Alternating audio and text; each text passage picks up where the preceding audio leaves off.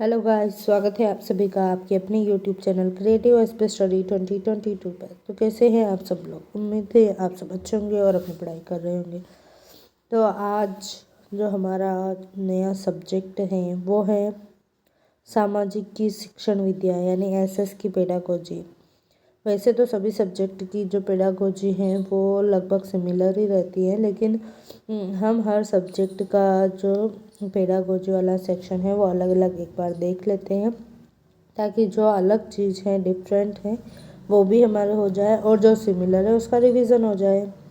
तो जो सामाजिक की शिक्षण विधियाँ हैं, इसमें हम पढ़ने वाले हैं शिक्षण अधिगम प्रक्रिया, शिक्षण के सहायक संसाधन, शिक्षण विधियाँ, जिसमें मुख्य रूप से प्रायोजना विधि, समस्या समाधान विधि, पर्यटन विधि, मस्तिष्क उद्वेलन विधि आदि हम देखेंगे। इसके बाद मूल्यांकन या मापन, उपलब्धि परीक्षण या उपचारात्मक शिक्षण, सामाजिक अध्ययन के शिक्षक के गुण एवं व्यावसायिक वृद्धि और सामाजिक शिक्षण की समस्याएं, ये हम इस भाग में देखने वाले हैं। तो चलिए शुरू करते हैं आज का वीडियो। शिक्षण अधिगम प्रक्रिया। एक शिक्षक के द्वारा शिक्षण कार्य से अभिप्राय कक्ष में उपस्थित होकर संबंधित विषय वस्तु का बालकों को अधिगम करवाना होता है। कार्य, काम या क्रिया करते हुए बीच में जो समस्याएं आती हैं उसे दूर करने के लिए हमें सोचना, समझना या विचारना होता है, जिसे हम चिंतन के नाम से जानते हैं। चिंतन करने से हम उस समस्या का समाधान प्राप्त कर लेते हैं।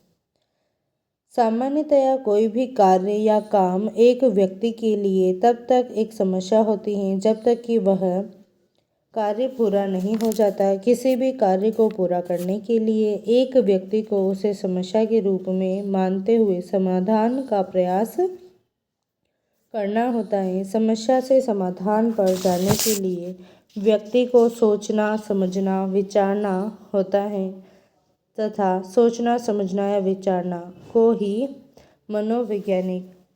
मनोविज्ञान की भाषा में चिंतन कहते हैं। हम्प्रे के अनुसार चिंतन का जन्म समस्या के समय होता है, क्योंकि समस्या के समय प्राणी को लक्ष्य का रास्ता नजर नहीं आता। रोस के अनुसार चिंतन एक मानसिक गत्यात्मक क्रिया है जिसका उपयोग समस्या समाधान के लिए होता है। शिक्षण शिक्षक का कार्य है, यह जटिल या कठिन है, सामान्य कार्य नहीं है, विशिष्ट कार्य है, ऐसा एन मुखर्जी का कहना है। ये जो जटिल कार्य है वो जटिल क्यों है? तो किसे पढ़ाना है, क्यों पढ़ाना है, कितना पढ़ाना है और कैसे पढ़ाना है, ये सब कुछ पहले सोचना, विचारना पड़ता है। फिर ये कठिन कार्य क्यों है? तो मानव का निर्माण करता है। यहाँ कार्यों को प्रतिपल देखा जाता है, गलतियाँ स्वीकार नहीं होती हैं, क्योंकि एक भी गलती हुई तो सामने वाले का जो कैरियर है वो बर्बाद हो सकता है। तो इसलिए हर काम सोच समझ कर, विचार कर करना होता है। कोई भी गलती इसमें स्वीकार नहीं की जाती। शिक्षण वह कार्य होता है जो शिक्षक के द्वारा कक्षीय परिस्थितियों में किया जाता है। शिक्षण कार्य अपने आप में एक जटिल कार्य है, क्योंकि इस कार्य को करने से पहले एक शिक्षक के मस्तिष्क में किसे पढ़ाना है, क्यों पढ़ाना है, कितना पढ़ाना है, कैसे पढ़ाना है जैसे सवाल पैदा होते हैं, और जब तक इन सवालों का जवाब नहीं मिल जाता शिक्षक शिक्षण कार्य नहीं कर सकता। शिक्षण को एक कठिन कार्य के रूप में परिभाषित किया जाता है, क्योंकि इस कार्य को करते समय एक मानव का निर्माण करता है। यहाँ कार्यों के प्रतिफल होने वाले व्यवहार को नियमित रूप से देखा जाता है एवं कार्य करते समय होने वाली किसी भी गलती को स्वीकार नहीं किया जाता। शिक्षण कार्य कोई सामान्य कार्य नहीं है, यह एक विशिष्ट कार्य है। जैसा कि H.N. मुखर्जी ने लिखा है, शिक्षण कार्य प्रत्येक व्यक्ति के चाय के प्याले के समान नहीं है, यह तो कला और विज्ञान है। उपयुक्त विचारों से स्पष्ट होता है कि शिक्षण कार्य में वही व्यक्ति सफल है जिसमें उच्च स्तरीय विवेचनात्मक चिंतन पाया जाता है। शिक्षण अवस्थाएं। एक शिक्षक के द्वारा जब शिक्षण कार्य किया जाता है तो यह कार्य 3 अवस्थाओं में पूरा होता है। ये अवस्थाएं क्रमशः निम्न हैं: पूर्ण क्रियात्मक अवस्था, अंत क्रियात्मक अवस्था और उत्तर क्रियात्मक अवस्था। पूर्व क्रियात्मक अवस्था यह शिक्षण कार्य करने से पहले की अवस्था होती है, जिसमें एक शिक्षक अपने शिक्षण उद्देश्य तय करता है, विषय वस्तु का चयन करता है, सहायक सामग्री का चयन करता है, बालकों को किस सीमा तक सिखाना है उस सीमा को निर्धारित करता है एवं शिक्षण कार्य के लिए नियोजन करता है। अंतःक्रियात्मक अवस्था। इस अवस्था में शिक्षक कक्ष में उपस्थित होकर शिक्षण कार्य को आगे बढ़ाता है, उचित शिक्षण विधि का उपयोग करते हुए विशेष रूप से आवश्यक सहायक सामग्री के माध्यम से बालकों में पूर्व निर्धारित उद्देश्यों के अनुसार आवश्यक सीमा तक अधिगम करवाता है। उत्तर क्रियात्मक अवस्था। जब एक शिक्षक शिक्षण कार्य कर चुका होता है, उसके बाद वह यह जानने का प्रयास करता है कि बालकों को आवश्यक सीमा तक अधिगम हुआ या नहीं, तो ऐसी स्थिति में वह उनका मूल्यांकन आयोजित करता है और मूल्यांकन के माध्यम से यह पहचान करता है कि उद्देश्य की पूर्ति या आवश्यक सीमा तक अधिगम किन किन बालकों के लिए नहीं हुआ है, और फिर जिन बालकों को आवश्यक सीमा तक अधिगम नहीं हुआ उनके लिए उपचारात्मक शिक्षण का नियोजन करता है। शिक्षण स्तर। शिक्षण स्तर को 3 स्तर में बांटा गया है, जिसमें पहला है ज्ञान स्तर, जिसे प्राथमिक स्तर या रटंत स्तर भी कहा जाता है। दूसरा अवबोध स्तर या समझ स्तर। तीसरा चिंतन स्तर या नए खोज।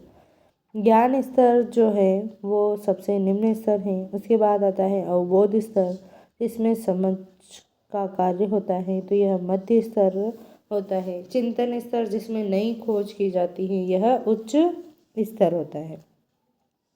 कोई भी शिक्षक जब शिक्षण कार्य करता है तो वह जिस प्रकार के व्यवहारों को अपनाता है उसके अनुसार शिक्षण के 3 स्तर होते हैं, और ये तीनों स्तर क्रमशः आगे से आगे विशिष्ट एवं चिंतन युक्त होते जाते हैं।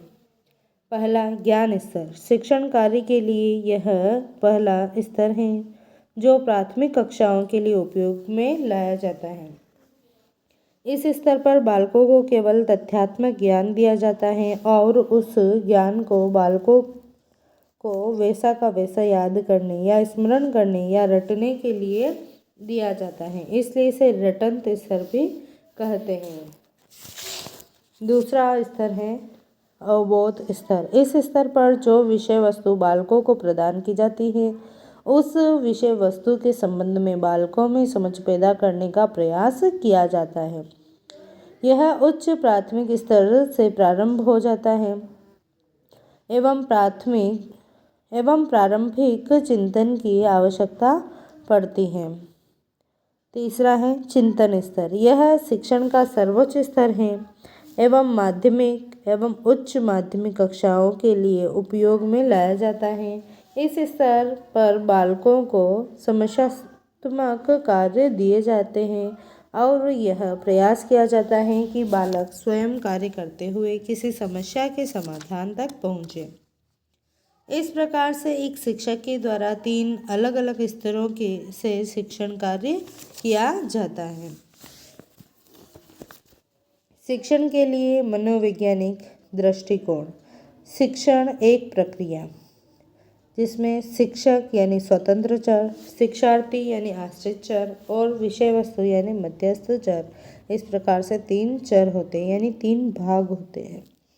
मनोवैज्ञानिक दृष्टिकोण के से शिक्षण को एक प्रक्रिया माना गया है, क्योंकि इसमें 3 सोपान होते हैं, जिसमें पहला सिखाने वाला यानी शिक्षक या स्वतंत्र चर होता है। दूसरा सोपान शिक्षार्थी यानी आश्रित चर होता है, और इन दोनों के मध्य विषय वस्तु या मध्यस्थ चर नामक तृतीय सोपान से संबंधित विचारों का आदान प्रदान होता है। इस आधार पर शिक्षण एक प्रक्रिया है।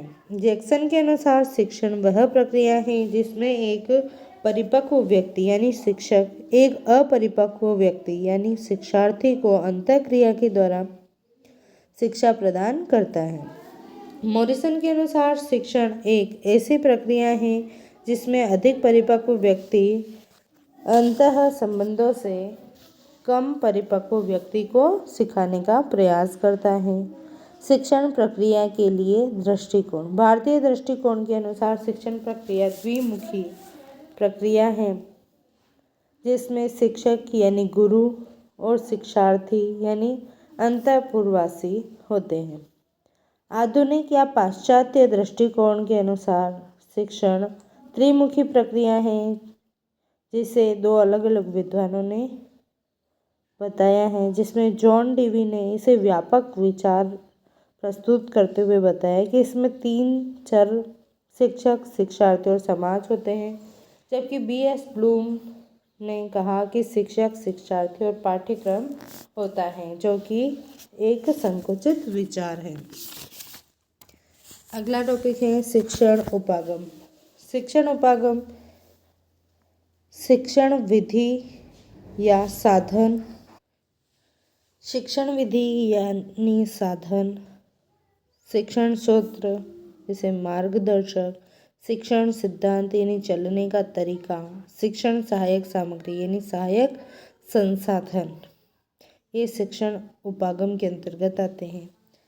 शिक्षण विधियाँ। शिक्षण विधि वह माध्यम या साधन होती हैं जिसके द्वारा एक शिक्षक अपनी विषय वस्तु को बालकों तक प्रेषित करता है एवं सभी बालक आवश्यक अधिगम की प्राप्ति करते हैं तथा शिक्षक के द्वारा किया जाने वाला यह विवेकपूर्ण कार्य उसके उद्देश्य की पूर्ति में सहयोग करता है। बाइनिंग के अनुसार शिक्षण विधि शैक्षिक प्रक्रिया का गतिशील कार्य है। जॉन डेवी के अनुसार शिक्षण विधि या पद्धति वह माध्यम है जिसके द्वारा हम लोग विषय वस्तु को संगठित कर निष्कर्षों की प्राप्ति करते हैं। डॉक्टर सरोज सक्सेना के अनुसार शिक्षण विधि वह माध्यम है जिसके द्वारा एक शिक्षक अपनी विषय वस्तु को बालकों तक पहुंचाता है वह उसकी उद्देश्य पूर्ति में सहयोग करती है। श्रीमती S.K. कोचर के अनुसार जिस प्रकार से एक सैनिक को सभी अस्त्र शस्त्रों का ज्ञान होता है उसी प्रकार से एक शिक्षक को भी सभी विधियों का ज्ञान होना चाहिए। यह उसके विवेक पर निर्भर है कि कब कौन सी विधि को अपनाएगा। माध्यमिक शिक्षा आयोग के अनुसार सर्वश्रेष्ठ पाठ्यक्रम और पाठ्यचर्या भी तब तक मृत प्राय है जब तक कि उसके लिए एक श्रेष्ठ शिक्षक एवं शिक्षक के पास विधि का अभाव है।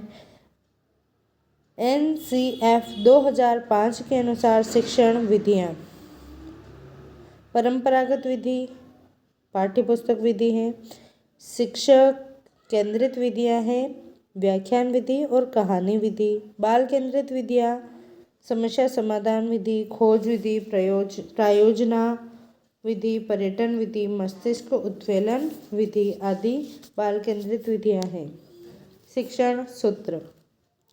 प्राचीन काल से लेकर आधुनिक काल के बीच शिक्षकों के द्वारा जो कार्य किया गया उस समय उसके सामने जो कई प्रकार की बाधाएं उपस्थित हुई, उन बाधाओं के समय उन्होंने जो उपाय काम में लिए उन उपायों को वर्तमान समय में कोमेनियस, फ्रॉबेल, पेस्ट्रोलॉजी, जॉन डेवी, हर्बर्ट जैसे शिक्षा शास्त्रियों ने शिक्षण सूत्रों के रूप में संगठित करते हुए प्रस्तुत किया है, जो निम्न है: सरल से कठिन की ओर, ज्ञात से अज्ञात की ओर, मूर्त से अमूर्त की ओर, पूर्ण से अंश की ओर, स्थूल से सूक्ष्म की ओर, विशिष्ट से सामान्य की ओर, उदाहरण से नियम की ओर, समीप से दूरी की ओर, आगमन से निगमन की ओर, विश्लेषण से संश्लेषण की ओर, प्रत्यक्ष से अप्रत्यक्ष की ओर, मनोवैज्ञानिकता से तर्क की ओर।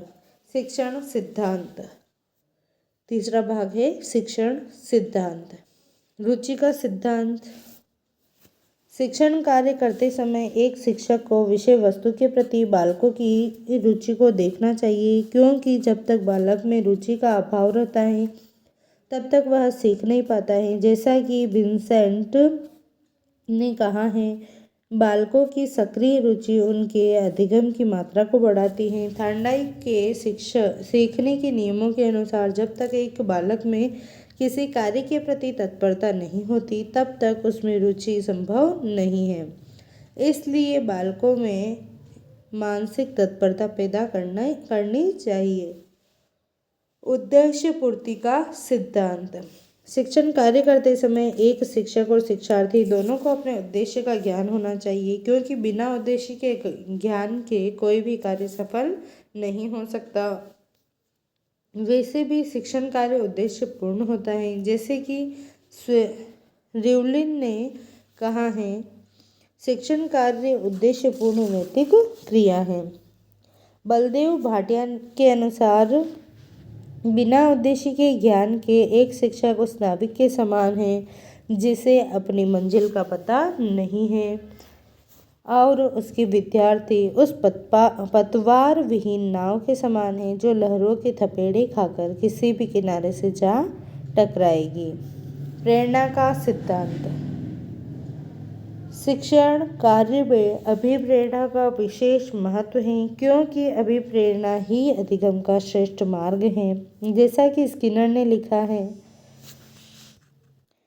प्रेरणा का सिद्धांत। शिक्षण कार्य में अभिप्रेरणा का विशेष महत्व है, क्योंकि अभिप्रेरणा ही अधिगम का श्रेष्ठ मार्ग है। जैसा कि स्किनर ने लिखा है कि अभिप्रेरणा अधिगम का सर्वोच्च राजमार्ग है। अभिप्रेरणा के द्वारा ही कोई व्यक्ति अपने कार्य को निरंतर बनाए रखता है। जैसा कि गुड एनएफ ने लिखा है, किसी कार्य को आरंभ करने, जारी रखने एवं नियमित बनाने की प्रक्रिया ही अभिप्रेरणा है।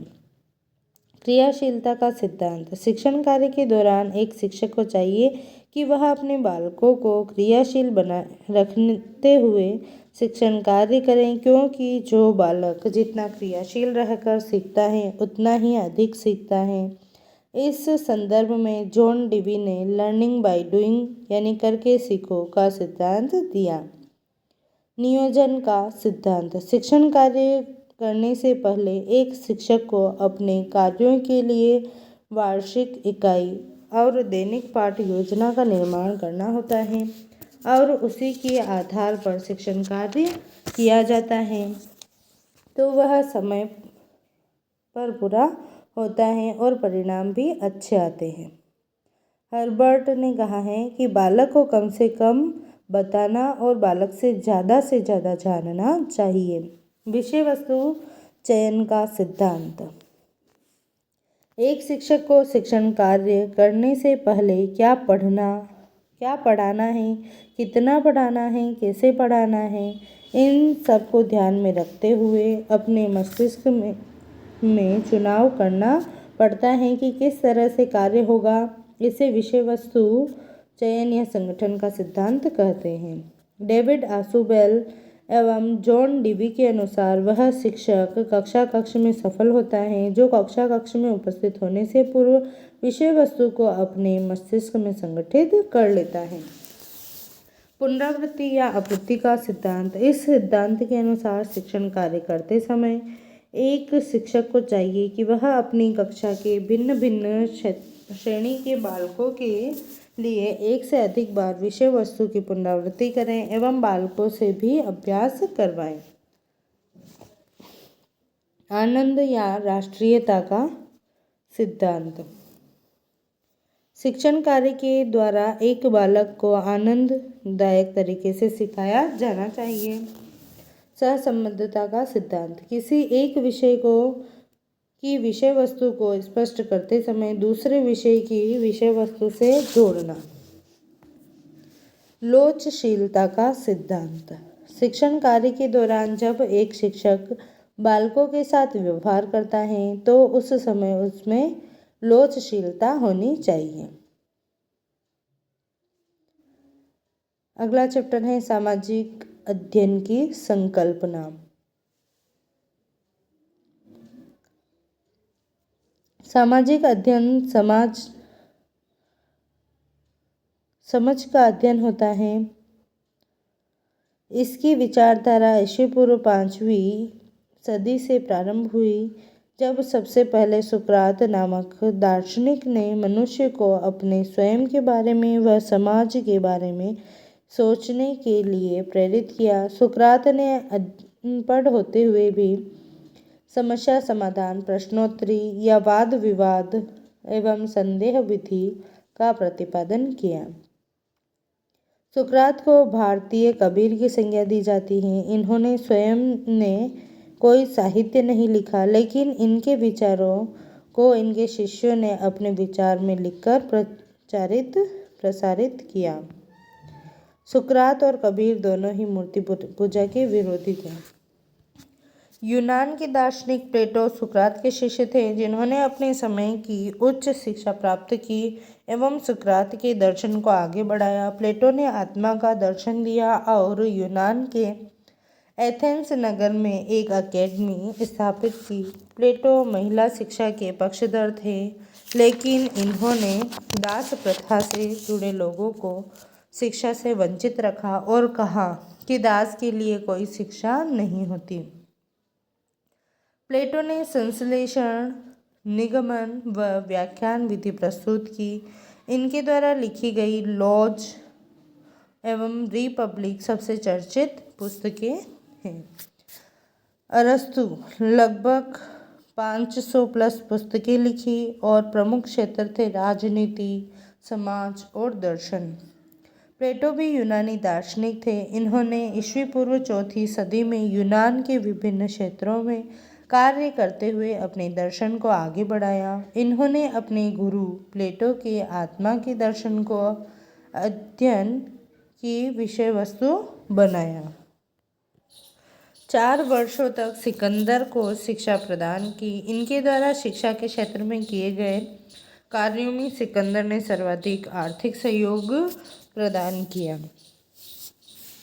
राजनीति विज्ञान में इनके द्वारा सर्वाधिक चर्चित पॉलिटिक्स नामक पुस्तक लिखी गई तथा दर्शन से संबंधित डी एनिमा के माध्यम से इन्होंने आत्मा का अध्ययन शुरू किया। पहली बार इन्होंने ही कहा था, मनुष्य एक सामाजिक प्राणी है और समाज में जीना पसंद करता है। इनके अनुसार मनुष्य सामाजिक संबंध स्थापित करना जानता है। अरस्तु ने आगमन, विश्लेषण, प्रदर्शन जैसी विधियों को प्रस्तुत किया। अरस्तु के काल से लेकर 19वीं सदी तक सामाजिक विज्ञानों की विषय वस्तु की वयस्क लोगों को पढ़ाई जाती थी। 19वीं सदी में सबसे पहले ब्रिटेन में यह विचार अपनाया था कि छोटी कक्षाओं के बालकों को भी इतिहास, अर्थशास्त्र, नागरिक शास्त्र जैसे विषयों की विषय वस्तु को पढ़ाया जाना चाहिए। परंतु सबसे पहले प्रारंभिक शिक्षा में 1892 ईस्वी के समय अमेरिका के विद्यालयों में इसको पढ़ाने की शुरुआत हुई। 1911 ईस्वी में कमेटी ऑफ 10 की सिफारिशों के आधार पर इसमें समाजशास्त्र की विषय वस्तु भी जोड़ी गई।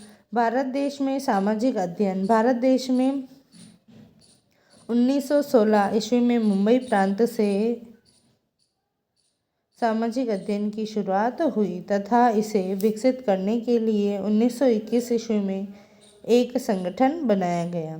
1934 में भारतीय सामाजिक अध्ययन परिषद के सहयोग से इंडियन सोशल स्टडीज कमीशन का गठन किया गया, जिसमें जिसने सामाजिक अध्ययन के विकास में योगदान दिया। व्यवस्थित रूप से भारत देश में 1952-53 में बने मुदालियर आयोग की सिफारिशों से भारतीय विद्यालयों में सामाजिक अध्ययन को अनिवार्य बनाया गया और 1955 से सुनिश्चित रूप से पढ़ाया जाने लगा। 1916 से 1950 ईस्वी के बीच के दौर को सामाजिक अध्ययन का शैशवकाल कहा जाता है। कोठारी आयोग 1964 से 1966 ने इस विषय के बारे में कहा था कि प्राथमिक स्तर पर समन्वित विषय के रूप में और उच्च प्राथमिक स्तर पर स्वतंत्र विषय के रूप में पढ़ाया जाना चाहिए। वर्तमान समय में भारतीय शैक्षिक परिदृश्य में प्राथमिक स्तर पर सामाजिक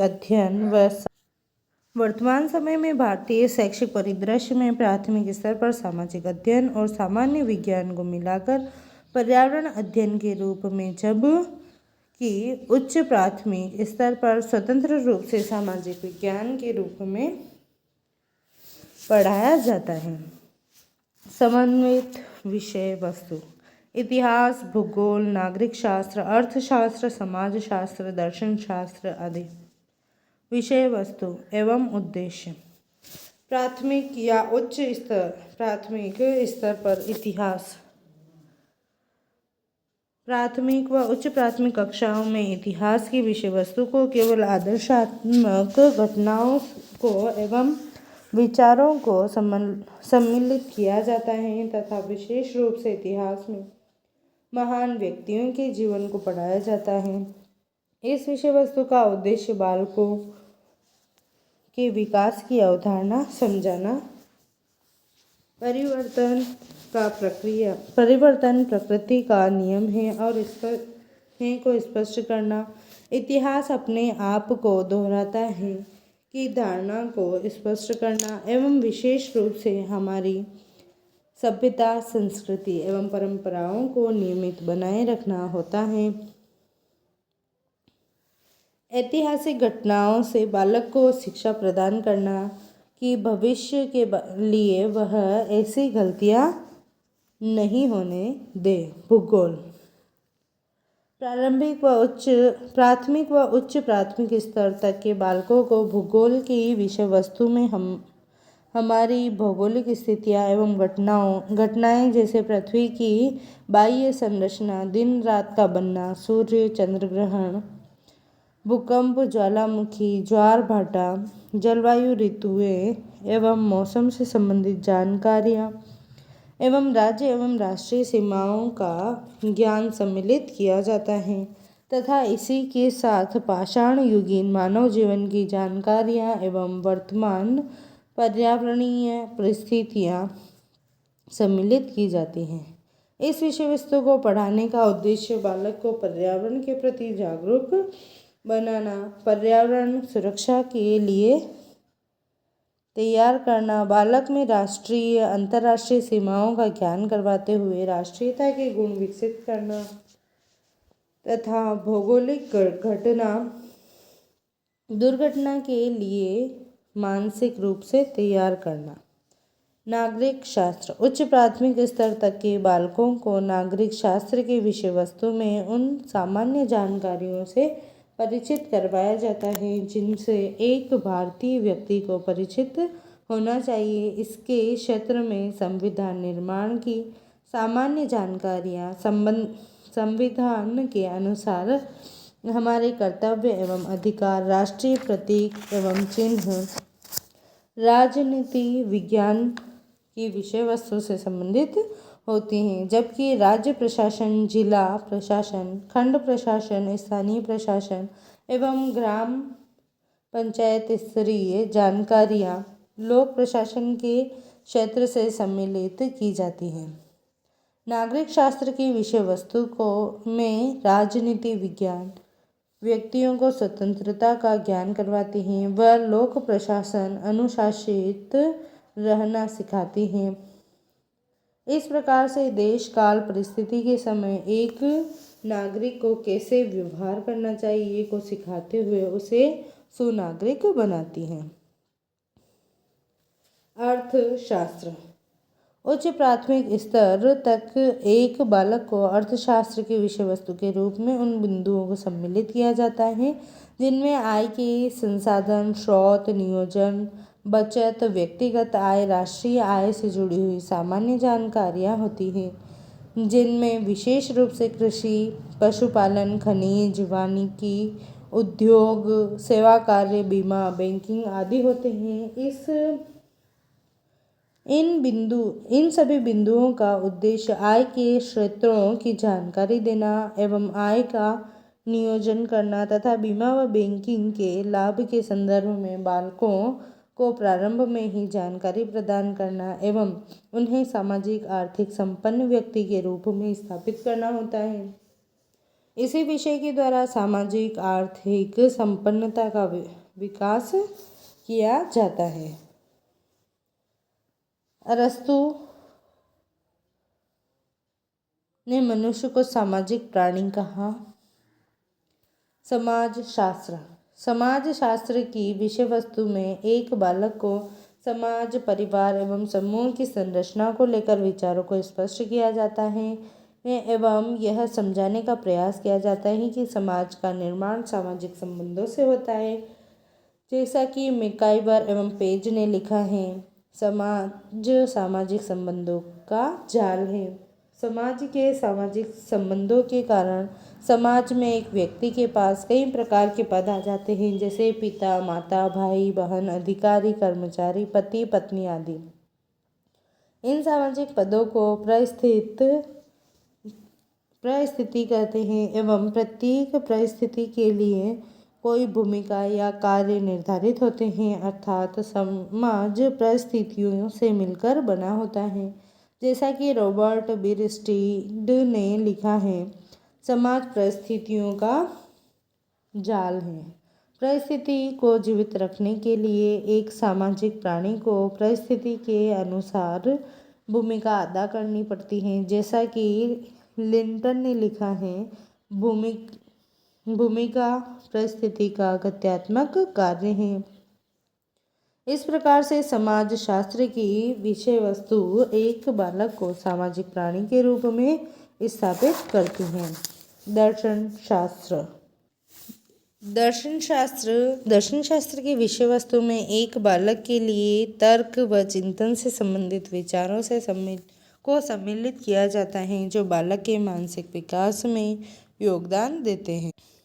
सामाजिक अध्ययन की अवधारणाएं। सामाजिक अध्ययन की विषय वस्तु एकीकृत एवं समन्वित विषय वस्तु है, जिसमें भूगोल, इतिहास, अर्थशास्त्र जैसे विषयों को एकीकृत करते हुए पाठ्यक्रम निर्माण में विभिन्न क्षेत्रों जैसे भाषा, कला, विज्ञान, गणित आदि विषयों के साथ समन्वित किया गया है। इस आधार पर विभिन्न विद्वानों की अवधारणाएं निम्न प्रकार से हैं। MP मुफात के अनुसार जीवन जीना एक सुंदर कला है जो सामाजिक अध्ययन की विषय वस्तु से ही आती है। जोरो लिमेक के अनुसार सामाजिक अध्ययन सामाजिक संबंधों का अध्ययन है। USA परिषद के अनुसार सामाजिक अध्ययन की विषय वस्तु के अंतर्गत वे विषय आते हैं जिनका संबंध मानव समाज के संगठन एवं विकास से है। NCERT के अनुसार सामाजिक अध्ययन जन सामान्य, जैविक, प्राकृतिक एवं सामाजिक घटनाओं का परस्पर अंतर संबंधों का मानवीय व्यवहारों में परिस्थितियों में अध्ययन करता है। माध्यमिक शिक्षा आयोग के अनुसार सामाजिक अध्ययन की सामग्री का वह संपूर्ण संगठित रूप होता है जिसका उद्देश्य विद्यार्थियों को उनके कुटुंब, सामाजिक वातावरण, परिवार, समुदाय, राज्य, राष्ट्र एवं अन्य अंग सम्मिलित हैं जिनमें वह सामंजस्य स्थापित करते हुए निवास करता है और अपने विभिन्न वर्तमान सामाजिक आवश्यकताओं को समझते हुए उनकी पूर्ति करता है। वेस्ले के अनुसार सामाजिक अध्ययन उस विशेष सामग्री की ओर संकेत करता है जिसके आधारभूत तत्व समाज से संबंधित हैं। उपयुक्त अवधारणाओं से स्पष्ट होता है कि सामाजिक अध्ययन समाज के सामान्य स्वरूप एवं उसकी भौगोलिक, राजनीतिक, आर्थिक एवं अन्य मानवीय परिस्थितियों का सकारात्मक अध्ययन करते हुए सामाजिक दृष्टिकोण से विकसित करती है। सामाजिक अध्ययन एवं अन्य विषय। सामाजिक अध्ययन व भाषा। संसार के किसी भी विषय को लिखने व पढ़ने के लिए भाषा की आवश्यकता होती है। सामाजिक अध्ययन के लिए भी भाषा का होना आवश्यक है। भाषा के अधिगम के आधार पर ही सामाजिक अध्ययन का अधिगम संभव है। सामाजिक अध्ययन व गणित। गणित जीवन पर्यंत साथ देती है। सामाजिक अध्ययन व गणित का संबंध बहुत गहरा है, क्योंकि समाज से संबंधित जो भी हमारे व्यवहार समय माह, दिन, महीनों, तिथि अथवा वार के रूप में संपन्न होते हैं अथवा किसी विशेष आदान प्रदान से संबंधित होते हैं तो वहाँ गणित के ज्ञान की आवश्यकता होती है, जो कि मनुष्य के जन्म से लेकर मृत्यु पर्यंत साथ निभाता है तथा इसे किसी विद्यालय में गए बिना भी सीखा जा सकता है। सामाजिक अध्ययन व विज्ञान। वर्तमान समय में समाज या सामाजिक परिवेश के साथ विज्ञान इस प्रकार से समाहित हो चुका है कि हमारे जगने से लेकर सोने तक, खाने पीने से मनोरंजन तक, खेलने कूदने से पढ़ाई तक, समस्या के हर समाधान तक, बीमारियों के इलाज एवं हमारे सामाजिक व्यवहार तक में विज्ञान समाहित है। विज्ञान ने ही हमारी जीवन शैली को इतना आसान बना दिया है कि घंटों में होने वाला काम सेकंडों में होने लगा है। इस आधार पर विज्ञान को हमारे व्यवहार या सामाजिक वातावरण से अलग नहीं किया जा सकता। सामाजिक परिवेश में पाई जाने वाली चित्रकला, मूर्तिकला, संगीत कला, शिल्पकला जैसी विभिन्न प्रकार की कलाओं से सामाजिक वातावरण को सौंदर्यात्मक बनाया हुआ है, जो मानव प्रकृति को आकर्षित करता है। इसलिए कला एवं सामाजिक वातावरण में गहरा संबंध है। अगला चैप्टर है शिक्षण उद्देश्य। शिक्षण उद्देश्य। एक बालक जब शिक्षा प्राप्ति के लिए किसी विद्यालय में उपस्थित होता है तो वह कुछ उद्देश्य लेकर आता है। इन उद्देश्यों की पूर्ति उसकी संपूर्ण शैक्षिक गतिविधियों से संभव होता है। उसी प्रकार से एक शिक्षक जब शिक्षण कार्य करने के लिए उपस्थित होता है तो वह भी अपने शिक्षण से संबंधित कुछ उद्देश्य तय करता है और उनकी पूर्ति करने का प्रयास करता है, जिन्हें शिक्षण उद्देश्य कहते हैं। बलदेव भाटिया के अनुसार बिना उद्देश्य के ज्ञान के एक शिक्षक उस नाविक के समान है जिसे अपनी मंजिल का पता नहीं है तथा उसकी शिष्य उस पतवार विहीन नाव के समान है जो लहरों के थपेड़े खाकर किसी भी किनारे से जा टकराएगी। ड्यूलिन के अनुसार शिक्षण कार्य उद्देश्यपूर्ण नैतिक क्रिया है, इसलिए एक शिक्षक को अपने उद्देश्यों का पता होना चाहिए। कार्टर वी गुड के अनुसार लक्ष्य या उद्देश्य पूर्ण निर्धारित साध्य होते हैं जो किसी कार्य का या क्रिया के लिए मार्गदर्शन करते हैं। एनसीईआरटी के अनुसार उद्देश्य किसी लक्ष्य को प्राप्त करने से संबंधित एक प्रेरित स्थिति है। जॉन डेवी के अनुसार लक्ष्य या उद्देश्य पूर्व नियोजित होते हैं जो एक क्रिया के लिए मार्गदर्शन या उसके लिए प्रेरित करते हैं। माध्यमिक शिक्षा आयोग के अनुसार उद्देश्य लक्ष्य एक तकनीक है जो शिक्षण के द्वारा किसी विशेष या विस्तृत सुविधा को प्रदान करते हैं।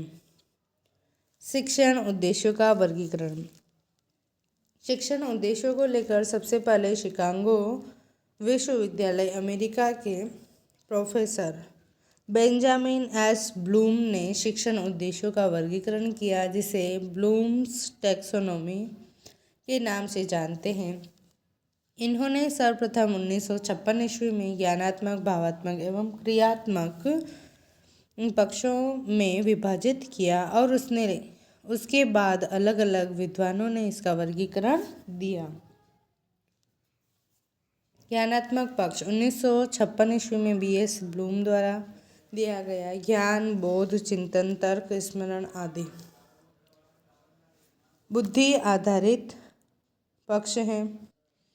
ज्ञान विषय वस्तु से संबंधित जानकारी, परिभाषाएं एवं तथ्य बताना या जानना। अवबोध जिस स्तर पर बालक को दिए गए ज्ञान की समझ प्रदान करनी होती है, अर्थात तथ्य या विचार का अभिप्राय स्पष्ट होना। अनुप्रयोग या ज्ञानोप्रयोग प्राप्त ज्ञान का नवीन परिस्थितियों में उपयोग से संबंधित व्यवहार पैदा करना। विश्लेषण विषय वस्तु से संबंधित अलग अलग तथ्यों, विचारों, जानकारियों आदि का विभाजन या विस्तार करते हुए स्पष्ट करना।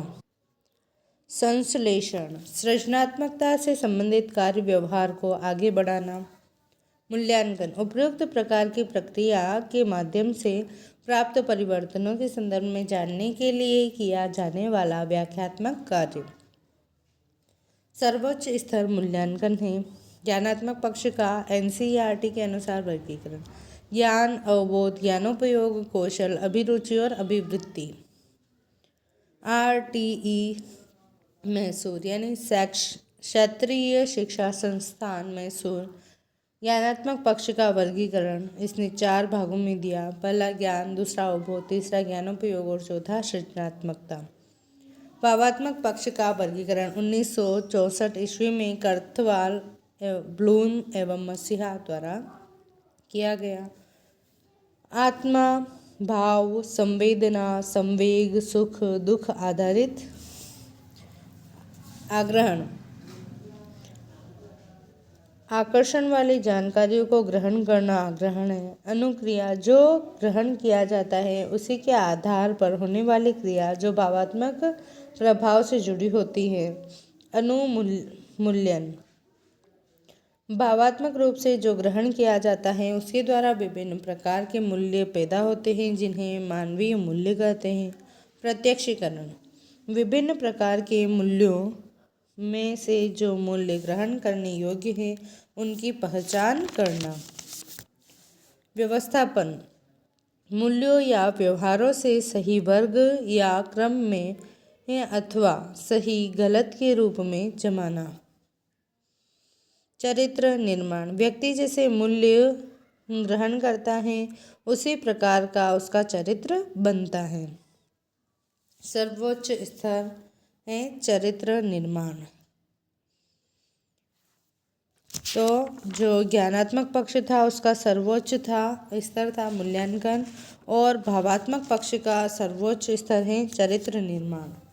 क्रियात्मक पक्ष 1969 ईस्वी में सिम्पसन द्वारा दिया गया। शारीरिक एवं मानसिक क्रियाओं के आधार पर उद्दीपन किसी भी मनोवैज्ञानिक वस्तु का आने वाला प्रभाव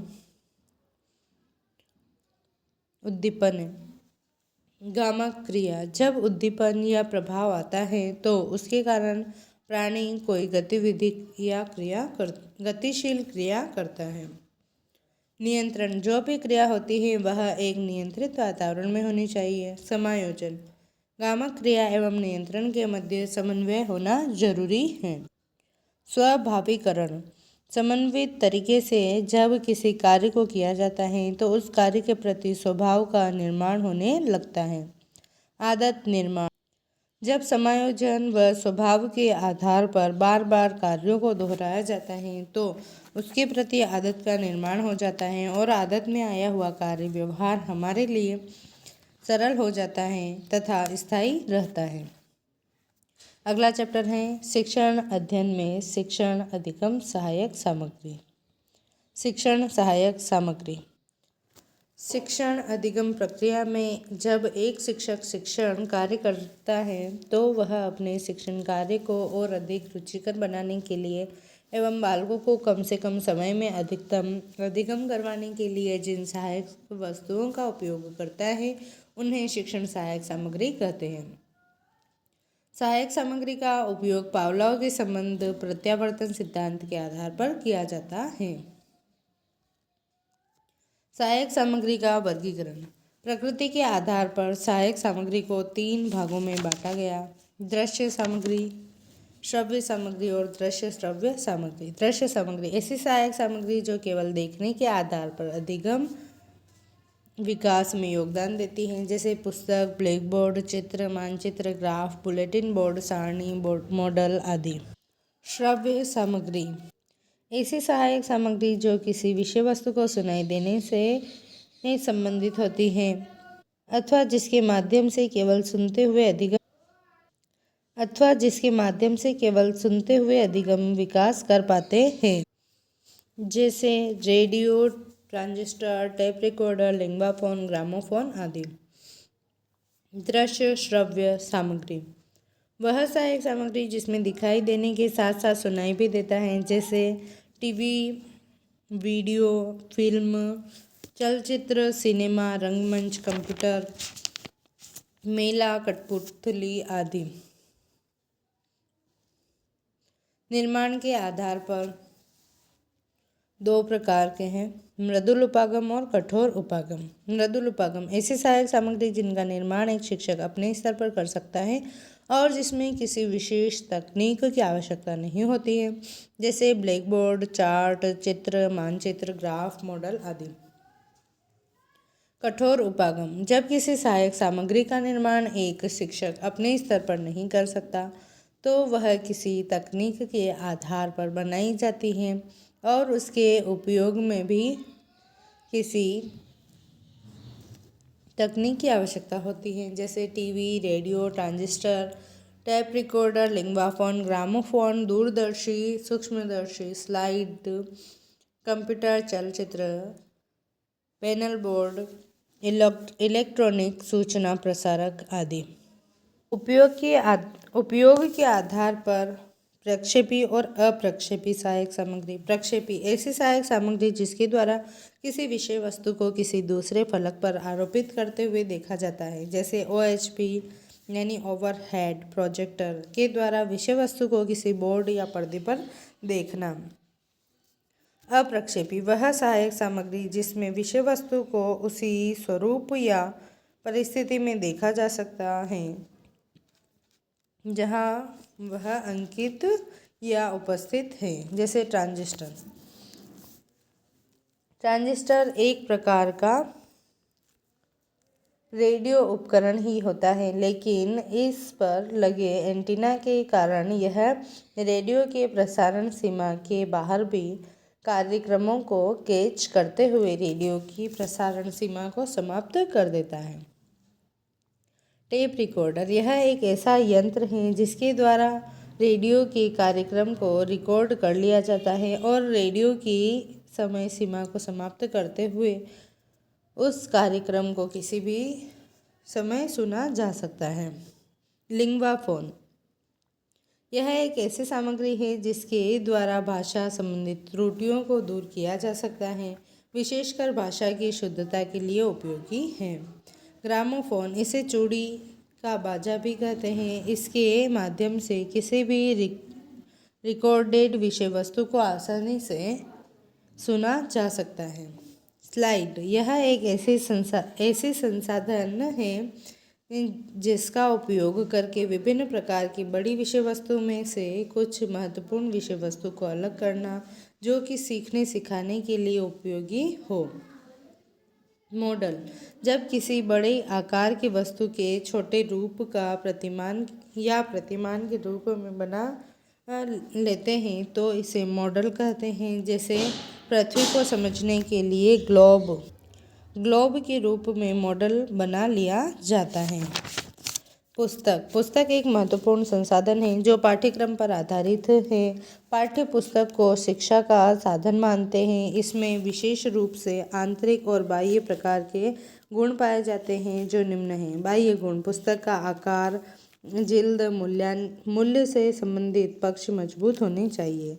वहीं पर पुस्तक की छपाई, विषय वस्तु, उदाहरण, चित्र, मानचित्र आदि से परिपूर्ण स्थिति को आंतरिक विशेषताओं के रूप में देखा जाता है। बुलेटिन बोर्ड किसी भी विद्यालय में बालकों तक एवं विभिन्न प्रकार के अन्य लोगों तक आवश्यक सूचनाओं को प्रेषित करने के लिए बुलेटिन बोर्ड पर सूचनाओं को लिख या चिपका दिया जाता है। एपिडास्कोप यह एक ऐसी सहायक सामग्री है जिसका उपयोग करते हुए किसी छोटे चित्र या विषय वस्तु को बड़े आकार में देखने के लिए किया जाता है। OHP जब किसी विषय वस्तु को किसी दूसरे फलक पर आरोपित करते हुए देखने का प्रयास करते हैं जिसमें पीछे की ओर से आने वाली प्रकाश की किरणें आगे की तरफ विषय वस्तु को देखने में मदद करती हैं। जादू की लालटेन जब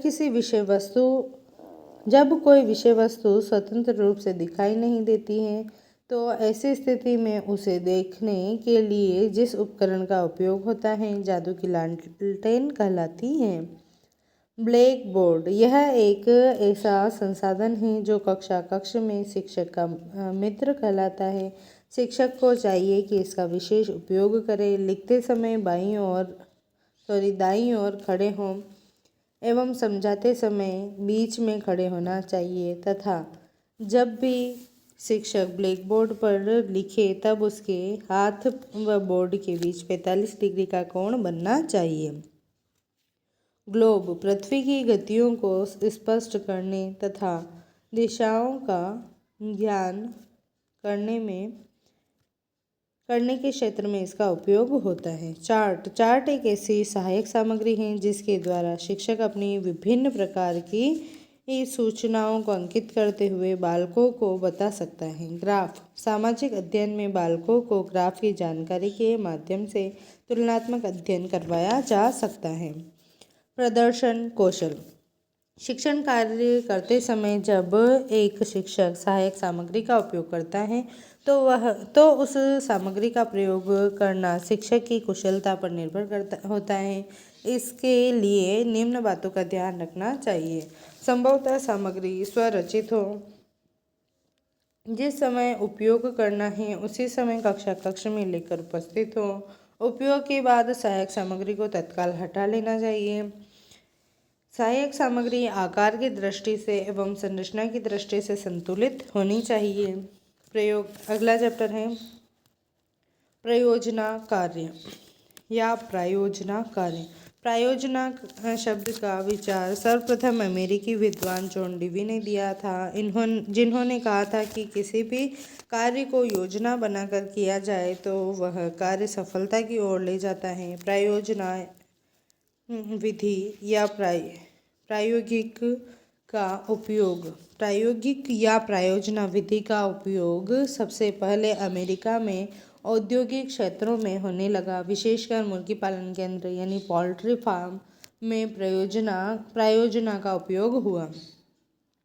1918 ईस्वी में किलपैट्रिक ने द प्रोजेक्ट रिसर्च मेथड नामक शोध पत्र में प्रायोजना को प्रस्तुत किया। इसी के माध्यम से शिक्षा में इसकी शुरुआत हुई। विलियम हेनरी किलपैट्रिक के अनुसार प्रायोजना पूर्ण सामाजिक वातावरण में संपन्न होने वाली एक उद्देश्यपूर्ण क्रिया या कार्य है। प्रायोजना के 6 सोपान हैं। वातावरण का निर्माण कार्य, योजना का निर्माण, कार्यों का क्रियान्वयन, अवलोकन या निरीक्षण, मूल्यांकन, लेखा जोखा। प्रायोजना विधि एक ऐसी विधि है जिसके द्वारा बगीचे का निर्माण, पुस्तकालय की स्थापना, बाल मेले का आयोजन, रंगमंच कार्यक्रम, बाल सभा का आयोजन, चार्ट, मॉडल, ग्राफ निर्माण करने के साथ ही किसी सामाजिक प्रकार की या व्यक्तिगत समस्या का समाधान करने में उपयोग में लाई जाती हैं। प्रायोजनाओं का स्वरूप संख्या के आधार पर प्रायोजना।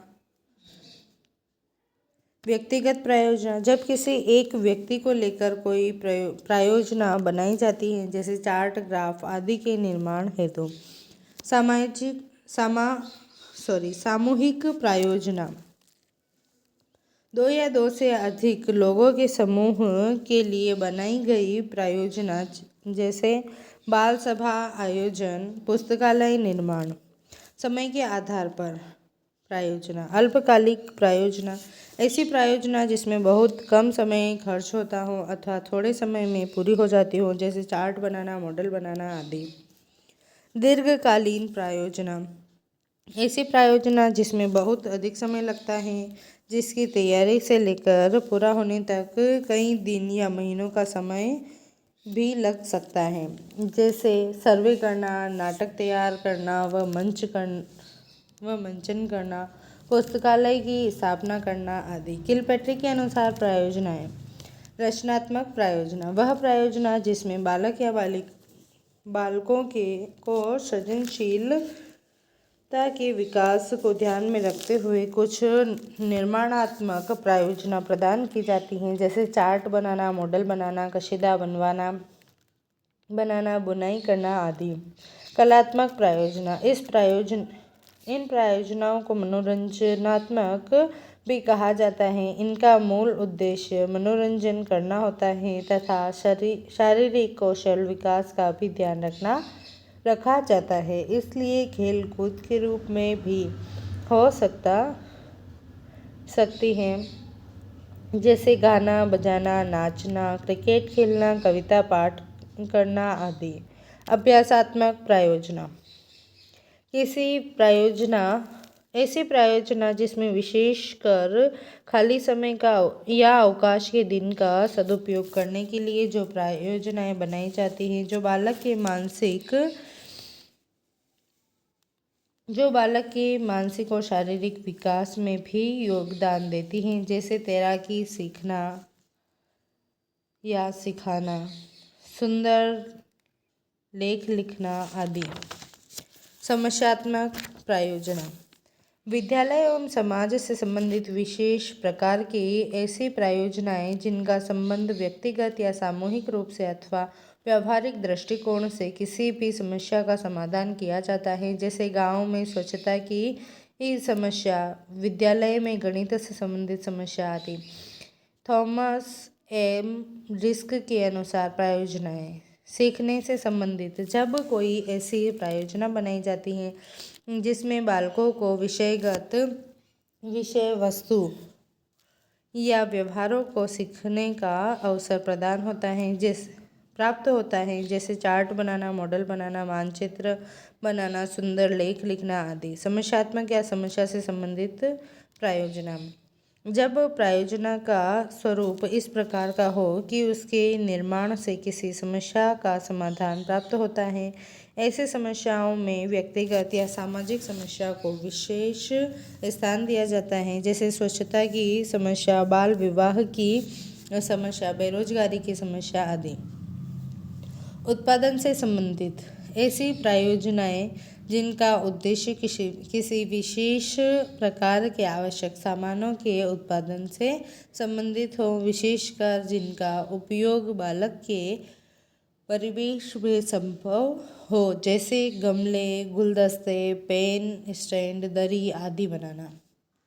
प्रायोजना विधि के सिद्धांत। रुचि का सिद्धांत, उद्देश्य पूर्ति का सिद्धांत, क्रियाशीलता का सिद्धांत, उपयोगिता का सिद्धांत, अनुभव संबंधी सिद्धांत, स्वतंत्रता का सिद्धांत, समन्वय का सिद्धांत, सामाजिकता का सिद्धांत, वास्तविकता का सिद्धांत और सहकारिता का सिद्धांत। प्रायोजना विधि का उपयोग किसी पाठ को पढ़ाने में नहीं किया जाता, बल्कि उसके द्वारा वे कार्य किए जाते हैं जिनका संबंध किसी रचना, उत्पादन, समस्या समाधान आदि से होता है, जैसे पढ़ने संबंधित क्रियात्मक कार्य, पुस्तकालय की स्थापना, खेल मैदान का निर्माण, रद्दी या खराब वस्तुओं से उपयोगी सामान का निर्माण, मनोरंजन विकास संबंधी गतिविधियां आदि। प्रायोजना की प्रक्रिया। एक प्रायोजना के निर्माण को पूरा करने के संदर्भ में सबसे पहले एक शिक्षक के द्वारा किसी प्रायोजना कार्य के लिए बालकों को मार्गदर्शन दिया जाता है तथा वे मार्गदर्शन प्राप्त होता है उसके आधार पर या तो बालक को स्वयं किसी प्रायोजना का चुनाव करना होता है या शिक्षक के द्वारा उसे कोई विषय वस्तु दी जाती है। इसके आधार पर निर्धारित सोपानों में प्रायोजना कार्य पूरा किया जाता है। प्रायोजना विधि के गुण। यह वैज्ञानिक विधि है। यह व्यक्तिगत विभिन्नता पर आधारित विधि है। यह बालक के में तर्क और चिंतन का विकास करती है। इस विधि से बालक में निर्णय क्षमता का विकास होता है। यह विधि वास्तविकता एवं सकारात्मक व्यवहारों को सिखाने में योगदान देती है। बालकों में सहयोग एवं समन्वय की मानसिकता पैदा करती है। यह व्यावहारिक विधि है। यह विधि प्रजातांत्रिक वातावरण पैदा करती है एवं बालक को स्वतंत्र रूप से सीखने में योगदान देती है। यह विधि बालकों में नेतृत्व क्षमता का विकास करती है। प्रायोजना विधि के दोष। इस विधि के द्वारा पाठ्यक्रम से संबंधित कोई पाठ नहीं पढ़ाया जा सकता। समय के दृष्टिकोण से अत्यधिक लंबी विधि है। छोटी कक्षा के बालकों एवं मंदबुद्धि बालकों के लिए उपयोगी नहीं है।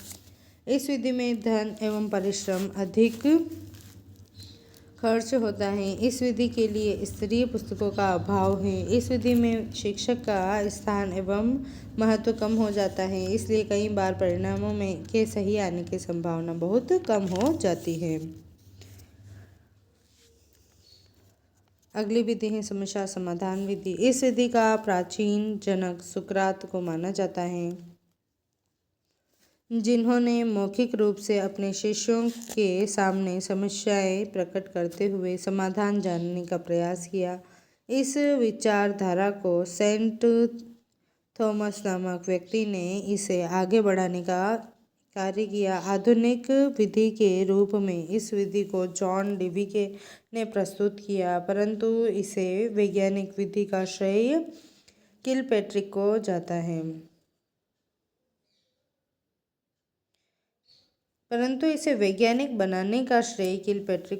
है।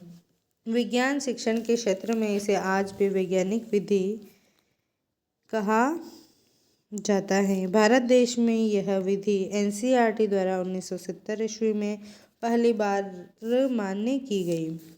समस्या समाधान विधि से अभिप्राय है एक शिक्षक के द्वारा बालकों के सामने किसी विषय वस्तु, प्रकरण अथवा समस्या को बालकों के समक्ष प्रस्तुत करना और शिक्षार्थी दोनों ही किसी समाधान या निष्कर्ष की दिशा में चिंतन व तर्क करते हुए विचार विमर्श के माध्यम से समाधान को जानना।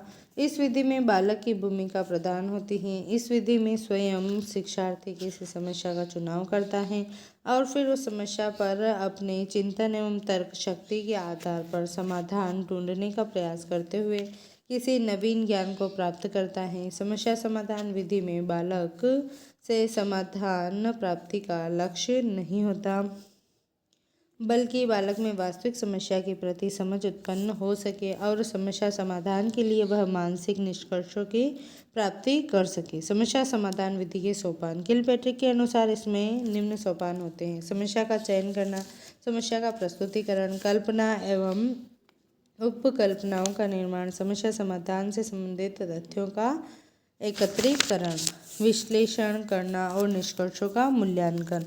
समस्या समाधान विधि के गुण। यह विधि बालकों को तथ्य एकत्रित करना व व्यवस्थित करना सिखाती है। यह विधि बालकों को स्थायी ज्ञान प्रदान करती है। शिक्षक शिक्षार्थी संबंधों को सकारात्मक बनाती है। बालकों में स्वाध्याय की प्रवृत्ति का विकास करती हैं। बालकों में चिंतन व तर्क की शक्ति बढ़ाती है। वैज्ञानिक दृष्टिकोण, अनुसंधान प्रवृत्ति एवं अनुशासन को जन्म देती हैं। लर्निंग बाय डूइंग के विचार को साकार करती हैं। इसके दोष है समय व धन अधिक खर्च होता है। पाठ्यक्रम समय पर पूरा नहीं हो सकता। कई बार बालकों से गलत निष्कर्ष प्राप्त हो जाते हैं। बालकों के लिए समस्या का चुनाव करना कठिन हो जाता है। छोटी कक्षा के बालकों व मंदबुद्धि बालकों के लिए उपयोगी नहीं है। अगली विधि है मस्तिष्क उद्वेलन विधि। मस्तिष्क उद्वेलन एक नवाचारी विधि है जिसका विचार सबसे पहले अमेरिकी विद्वान एलेक्स ऑसबर्न ने 1950 ईस्वी में दिया था। यह वह एक विज्ञापन एजेंसी में कार्य करते थे और विज्ञापन का लोगों पर कैसे प्रभाव जाता है, इसको ध्यान में रखते हुए उन्होंने 1950 ईस्वी में एप्लाइड इमेजिनेशन नामक पुस्तक लिखी और उसी पुस्तक में इन्होंने विचार दिया कि किसी भी व्यक्ति या बालक में सृजनात्मकता, चिंतन शक्ति एवं व्यवहार समझने और करने की संकल्पना शक्ति मस्तिष्क उद्वेलन के माध्यम से पैदा की जा सकती है। आसबर्न के अनुसार मस्तिष्क उद्वेलन मस्तिष्क में पैदा होने वाले विचारों का एक तूफान होता है। आसबर्न का मानना है हमारे मस्तिष्क में दो पार्ट होते हैं, एक वह होता है जिसमें विचार पैदा होते हैं और दूसरा वह होता है जिसमें विचारों की आलोचना होती है। जब आलोचनात्मक पक्ष सक्रिय रहता है तो एक व्यक्ति अपने विचारों को प्रकट तो करता है, लेकिन आलोचनात्मक पक्ष उन्हें रोक देता है। इसलिए एक व्यक्ति को चाहिए कि वह अपने आलोचनात्मक पक्ष को तब तक शांत कर दे जब तक विचार पक्ष में विचार पैदा होते हैं। ऐसा करने से हमारे मस्तिष्क में विचारों का एक तूफान पैदा हो जाएगा और हम लोग कई तरह के सकारात्मक विचारों को ग्रहण करेंगे जो हमारी सफलता के लिए महत्वपूर्ण होंगे। मस्तिष्क उद्वेलन के सोपान। अमेरिकी विद्वान विल्सन ने 1987 में मस्तिष्क उद्वेलन के लिए 8 सोपान दिए जो निम्न हैं। परिचय। इस विधि का यह पहला सोपान होता है जिसमें शिक्षक कक्षा में उपस्थित होकर अपनी संपूर्ण विधि में आगे क्या क्या होना है के बारे में बतलाता है, जिसमें निम्न बातें स्पष्ट करता है। सहभागिता। सभी बालकों की सक्रिय भागीदारी होनी चाहिए। संख्या। विचारों की महत्ता को नहीं बल्कि संख्या को ध्यान में रखते हुए अधिकतम विचार पैदा हो, यह ध्यान रखना है। आलोचना। किसी भी बालक के विचारों की आलोचना नहीं करनी है। विचार अभिव्यक्ति। प्रत्येक बालक को अनिवार्य रूप से अपने विचारों को अभिव्यक्त करना है। तारतम्यता। अन्य बालक के विचारों से जोड़ते हुए नए विचार प्रकट करने की स्वतंत्रता होगी। हिमभंजक। दूसरा सोपान। पहला था परिचय, दूसरा जो सोपान है वो है हिमभंजक। एक बालक के मस्तिष्क में पैदा होने वाले परंपरागत विचारों से हटकर अन्य प्रकार के विचार पैदा करवाना, जैसे एक पुस्तक का उपयोग पढ़ने के लिए होता है, यह परंपरागत विचार है। इस परंपरागत विचार से हटकर निम्न तरह के विचार पैदा होना: पुस्तक से मारना, पुस्तक से रोशनी से बचने में, चूल्हा जलाने में, टेबल ऊंची करना, पुरानी हो जाने पर रद्दी से पेपर मैसी का काम करना आदि। अगला सोपान है समस्या को परिभाषित करना। इस सोपान में विभिन्न प्रकार की समस्याओं का उल्लेख करते हुए उन समस्याओं में से संबंधित जानकारियाँ देना, जैसे बेरोजगारी, जनसंख्या वृद्धि, कोरोना से बचाव की समस्या आदि। समस्या का संकेंद्रण। पिछले सोपान में बताई गई समस्याओं में से किसी एक समस्या को चुन लेना और उस समस्या के बारे में विभिन्न प्रकार के समस्या समाधान उपायों के बारे में विचार लेना। समस्या जैसे कोरोना से बचाव कैसे, तो इसका उपाय कानून बनाकर, लोगों को समझाकर, प्रलोभन देकर, इसमें से प्रलोभन देकर बचाव किया जाना महत्वपूर्ण लगा। संकेंद्रित कथन का चुनाव। प्राप्त सुझावों में से प्रलोभन देकर कोरोना से बचाव किया जा सकता है, जैसे लोगों को कोरोना काल में निःशुल्क भोजन सामग्री उपलब्ध करवाकर उन्हें उनके घरों तक सीमित रखा गया, तथा इसी प्रकार की किसी भी समस्या के लिए भी किया जा सकता है। मस्तिष्क उद्वेलन की क्रिया। मस्तिष्क उद्वेलन की क्रिया में प्रलोभन से संबंधित कई प्रकार के विचार आएंगे, जैसे उपाय मानने पर, निःशुल्क एक समय का भोजन, बस किराए में 25% छूट, विद्यालय में प्रवेश शुल्क में छूट, घरेलू गैस पर सब्सिडी आदि। मुख्य सुझाव: घरेलू गैस पर सब्सिडी। मूल्यांकन: विभिन्न प्रकार के प्राप्त विचारों में से जो विचार उपयोगी हैं उनकी छँटनी करना और जिन विचारों को काम के नहीं समझे उन्हें भविष्य के लिए संग्रहित करना। मस्तिष्क उद्वेलन विधि के लाभ या उद्देश्य: चिंतन शक्ति का विकास करना, कल्पना शक्ति का विकास करना। मस्तिष्क उद्वेलन विधि के लाभ या उद्देश्य: चिंतन शक्ति का विकास करना, कल्पना शक्ति का विकास करना, सृजनशीलता का विकास करना, बालकों में समस्या समाधान के गुण पैदा करना, बालकों को विचारवान बनाना, बालकों में अभिव्यक्ति कौशल विकसित करना, बालकों में विश्लेषण शक्ति पैदा करना, बालकों में अनुसंधान के गुण विकसित करना।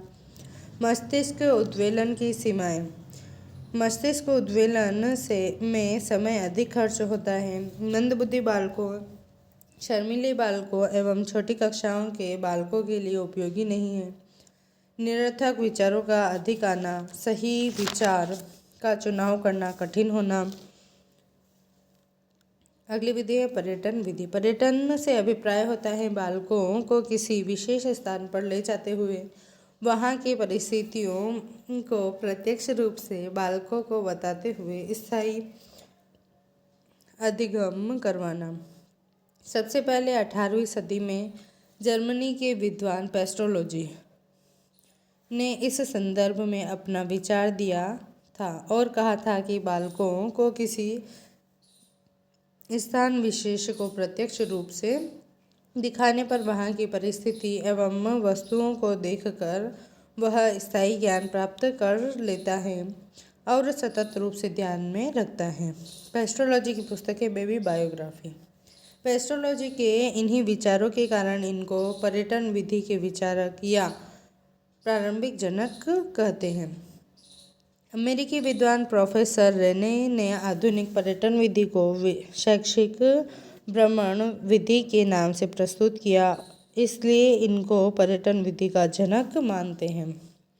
पर्यटन या शैक्षिक भ्रमण के बारे में डॉक्टर संतोष मित्तल ने लिखा है, विद्यालय की चार दीवारी से बाहर जब किसी छात्र दल को शैक्षिक उद्देश्य की पूर्ति के लिए ले जाकर प्रत्यक्ष अनुभव करवाते हैं तो यह पर्यटन विधि होती है। पर्यटन के लिए चुने जा सकने वाले स्थल: सामाजिक दृष्टिकोण के लिए सामाजिक स्थल, भौतिक परिवेश के ज्ञान के लिए भौतिक प्रदेश, इतिहास की समझ के लिए ऐतिहासिक प्रदेश, उद्योगों की जानकारी के लिए औद्योगिक स्थल, सामाजिक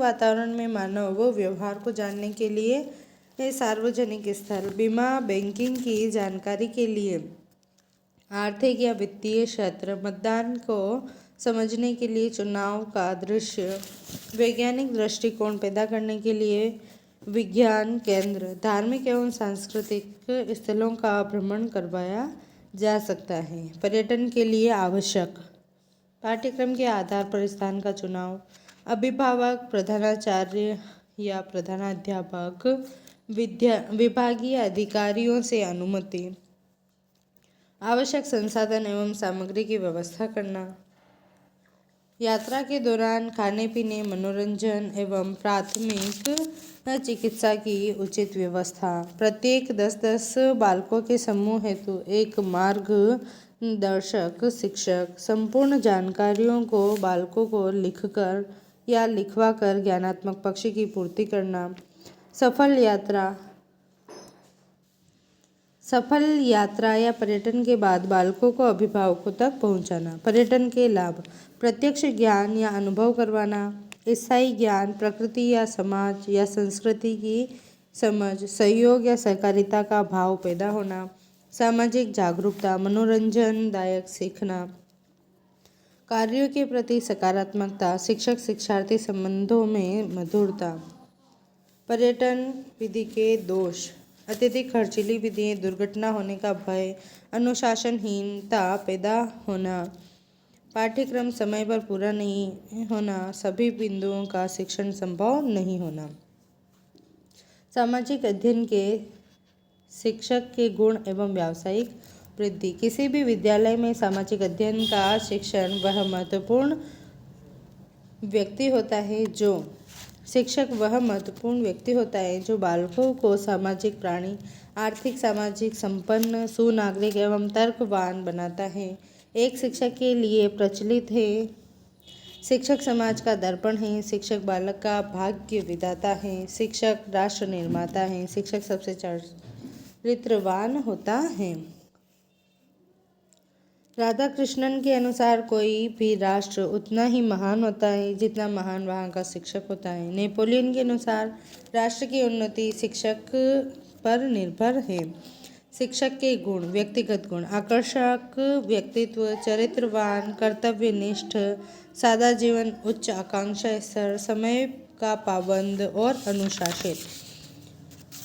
दूसरा है व्यावसायिक गुण: मनोविज्ञान का ज्ञान, शिक्षण विधियों का ज्ञान, विषय वस्तु का ज्ञान, मूल्यांकन प्रणाली का ज्ञान। तीसरा गुण है सामाजिक गुण: सहकारिता भाव, सहयोग का भाव, नेतृत्व क्षमता, समायोजन क्षमता, सामाजिक समझ आदि। जिस व्यक्ति में ये सब गुण पाए जाते हैं वह एक अच्छा प्रशासक, प्रबंधक या व्यवस्थापक, मार्गदर्शक के रूप में होता है, जो सुनिश्चित रूप से किसी विद्यालय में उचित मार्गदर्शन द्वारा बालकों को प्रगति की ओर ले जाता है। व्यावसायिक वृद्धि: जब एक शिक्षक अपने व्यवसाय से संबंधित गुणों को विकसित करना चाहता है तो वह निम्न प्रकार के कार्य करते हुए व्यावसायिक वृद्धि कर सकता है। नियमित रूप से अपने विषय का अध्ययन: सामाजिक विज्ञान के शिक्षक को नियमित रूप से विभिन्न पत्र पत्रिकाओं का अध्ययन करना चाहिए। विभिन्न प्रकार के सांस्कृतिक मेले, सामाजिक सम्मेलनों, समारोह, उत्सव आदि में भाग लेना चाहिए और विशेष रूप से उन कार्यों को करना चाहिए जिनसे सामाजिक सांस्कृतिक व्यवहारों का विकास हो।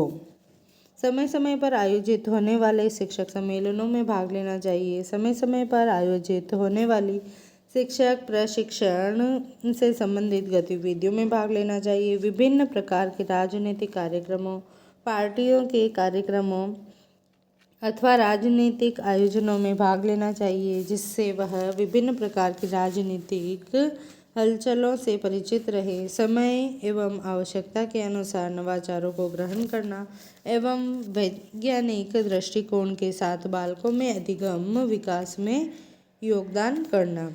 सामाजिक विज्ञान की शिक्षण समस्याएं: बालक इस विषय को लेकर बहुत अधिक सक्रिय नहीं रहता तथा इस विषय के प्रति पढ़ने में चाव नहीं लेता। अभिभावक भी इस विषय को लेकर बहुत अधिक उदासीन होते हैं। सामाजिक विज्ञान का शिक्षक स्वयं भी इस विषय को लेकर बहुत अधिक जागरूक नहीं होता। यह विधि किसी व्यावसायिक दिशा में संकेत नहीं करता। सरकार भी इस विषय को लेकर बहुत अधिक उदासीन रहती है, इसलिए इस विषय को लेकर विशेष जागृति, मूल्यांकन अथवा अन्य नवाचारों का उपयोग नहीं किया जाता। योग्य शिक्षकों का अभाव, संसाधनों की कमी, विशेष प्रयोगशाला का अभाव। गाइस, इसी के साथ हमारी सामाजिक की जो शिक्षण विधियाँ हैं या सामाजिक की पेडागोजी है वो समाप्त होती है। आपको वीडियो कैसा लगा कमेंट करके ज़रूर बताएं। पसंद आया हो तो वीडियो को लाइक करें, अपने दोस्तों के साथ शेयर करें ताकि उन्हें भी इन वीडियोस का लाभ मिल सके, और नए हो तो चैनल को सब्सक्राइब करें। बेल आइकन प्रेस करना बिल्कुल भी ना भूलें ताकि हमारे आने वाले वीडियोस के नोटिफिकेशन मिल सके आपको सबसे पहले। अगर आप सुनकर रिवीजन करना चाहते हैं या पढ़ना चाहते हैं तो आप इसकी स्पीड को भी अपने हिसाब से बढ़ा घटा सकते हैं जिससे आपके फटाफट इसका रिवीजन हो जाए, और इसकी क्वालिटी भी आप बढ़ाकर पढ़ भी सकते हैं। तो आप अपने हिसाब से इसे एडजस्ट कर सकते हैं। वीडियो पसंद आया हो तो लाइक, शेयर और कमेंट करें। नए हो तो चैनल को सब्सक्राइब करें। Thanks for watching. Keep reading, keep watching and keep learning. Bye.